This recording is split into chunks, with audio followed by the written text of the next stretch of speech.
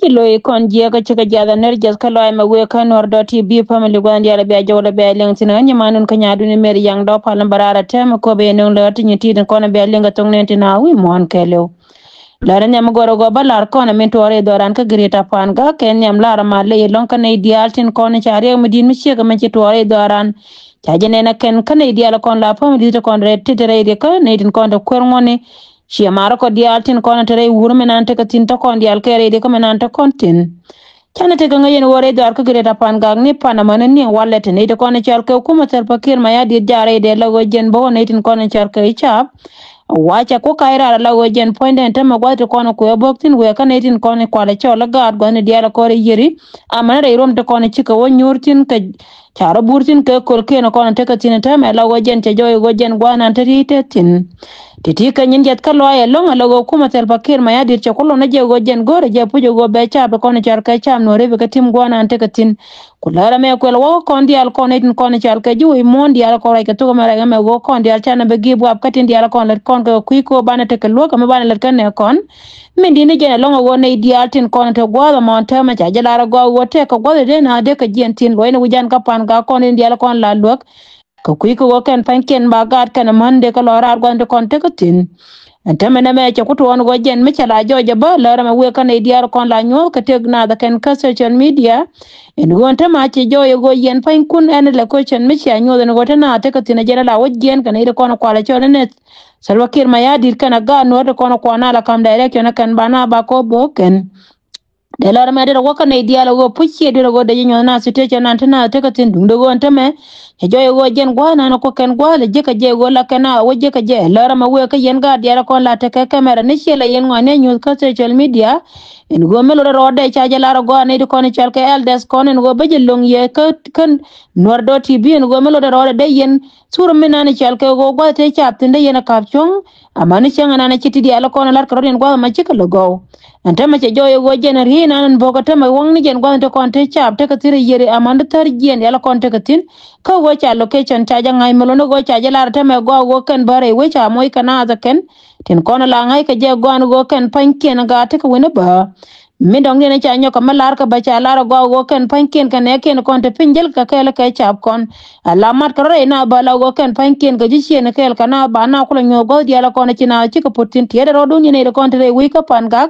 bi ro ina kun bi ga tir ko yena bala yena ngai ra ma jal re dun bi ngai go ka ne kon chi ta ne ta kel ga yen panken chet ka me ngai ra ro de chet ka me cha ja lare wure di de da na go kan luek dar mi chal ka pan ga ti tela gor mo gor ka ken yen dial ngai yen gatin kon chal ka gat kun kon chal ka gat we mite ka ne ko ken chi la tre dun bi ngai go ante me go cha re dun cha mo ka ne ko ken ka ku ko go ken panken ba kula ngai ka go an go ken panken kana da le malat ka ken no mo jen cha ba cha je ken ta me la go ken panken kan cha re di na ka ne di cha mo ka ne tin kon te ka yo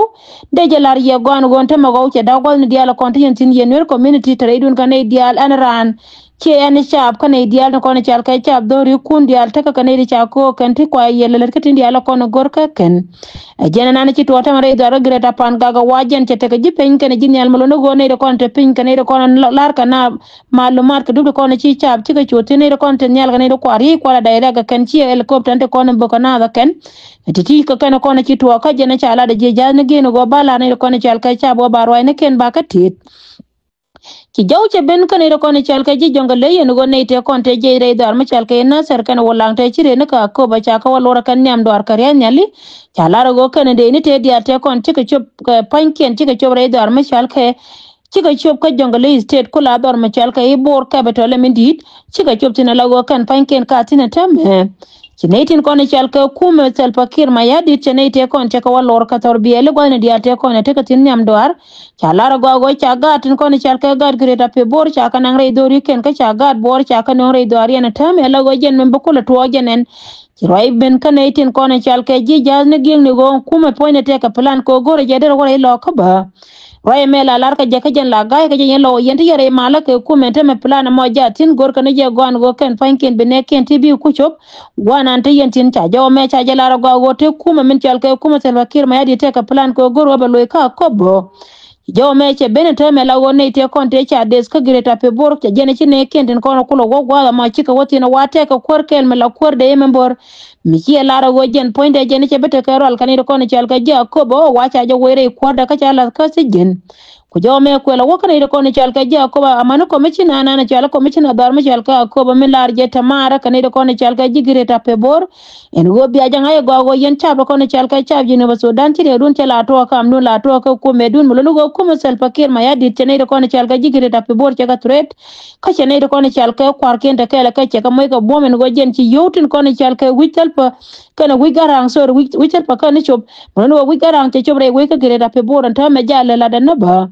biaran ne yene ko ni chalga ji ko ba ko bia marun be dala ka lago kwar kunte ko ne chara lenga ke amana ne ko ni chalga ji Uror County ba go yene te ko ne chara lenga ke woto yene mala ka ke le tele ye kor ka ke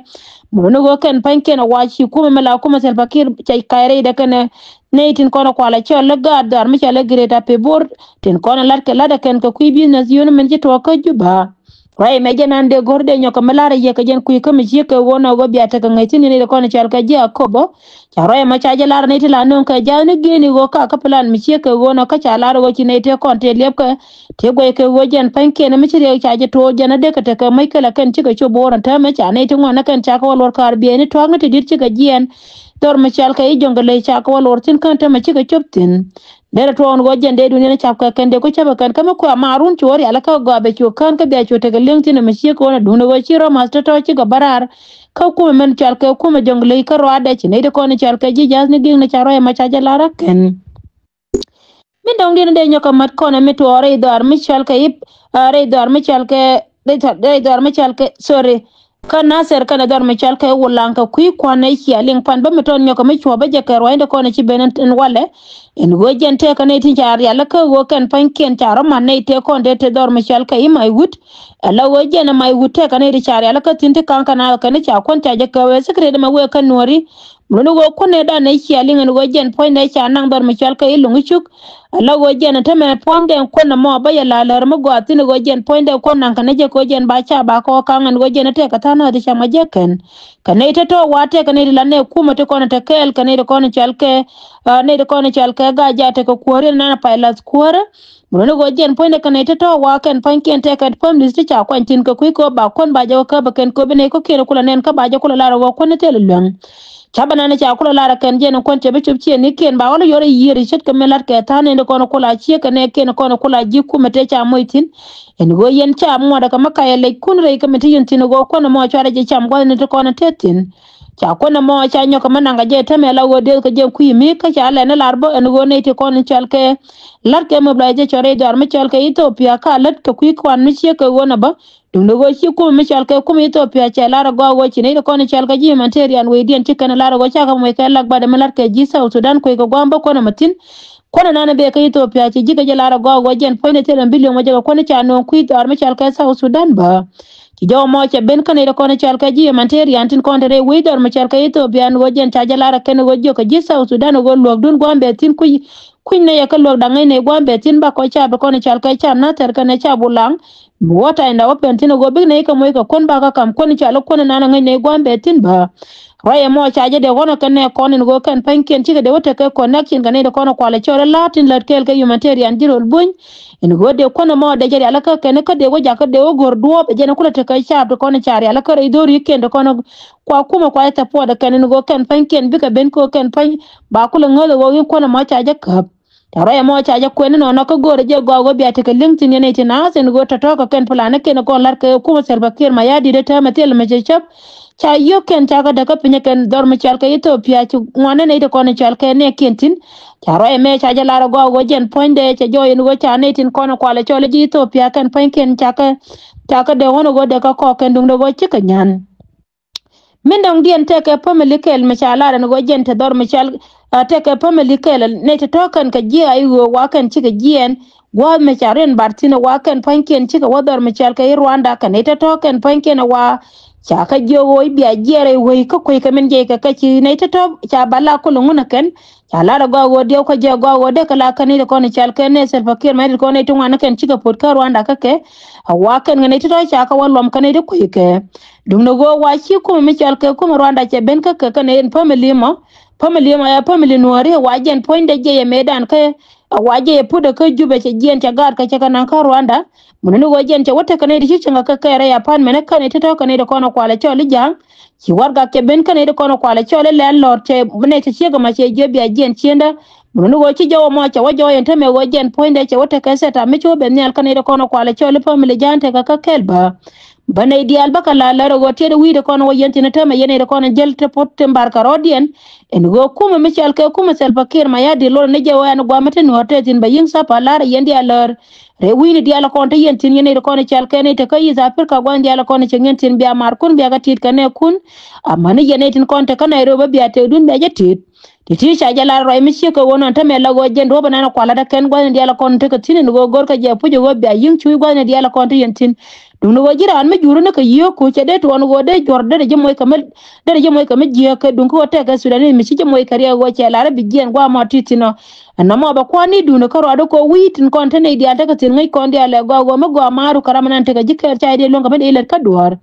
ba yende ala lar yen pomlis di ala kon te yen tin gwan di ala kon te yen tin en go chi set up che ben ka ne ko na karodi especially nuari anteme ka ken nuari karodi na karodi melo no go ka ne kon te kume ka kan ne kon lar ka ne ke ne je ka ke melo no go ka kan la nyon kana naide kono chal ka jisi ka dien kanta me ko chop ko ligen ingara ken ke families kun gen point cha kwa mi ja bayandi alar mi she kono cha to mi she kono dung dogo chine tro chi ka kan cha karodian la ka yugan ro me berar ka yuan lenga ja ro mi she ka wono kanide kono chal ka yuan en go gen cha ne to cha ka pot ka yuan kompon titiga ken kono benen wala ka chankara o ka payen dio ka payen bakel pane ron ba do dara wi janda ra wude je agan nyamandun ka nyaadu ni mer yang daw pal ngoda kamala gore peydan lo anay ko bi aga ci aga ne kon ko be ne kon te ka lengtin gwani di ala kon te ka tin yene di ala kon bi ane leng gore nor doti bi ko wajen bi ala tay ka leng ka tug nor ma go aka lorati be ka tug ne ti na wi mon ke lew ala wo mi ci je pe jame ka ken ye polo ko je polo ka lo anay ko be ci ko be ka chop ka ne kon parado ko garar pis ka yendi al ko mala yendi al po ngoda ka meta kon jena mo wete mo bani al ba barar tin ngo chana japaro yo bana ne kon loka panga woni di al kon te kon tin loga longro da ko di longa lani jira mo do no mata ka jema ko bana gad kon bana ka loka chen nan te ka tin ka cha ko families di al kon ci te ka ne ken cha lo sa ken jona yewo ta kon di al kel re par mata kon di al tin we gwar yene tinas te re do ar ka gere ra panga ko ngone ka riga ci to ne pana mano wale Ulu go jalo ay mdiro kondi al ko kondi ala kere di kamata kontin. Kwa mala yendi al po bararo ko garar bala jekata ano konti go te weka bento. Yang daw. No do tibi. Daiwa.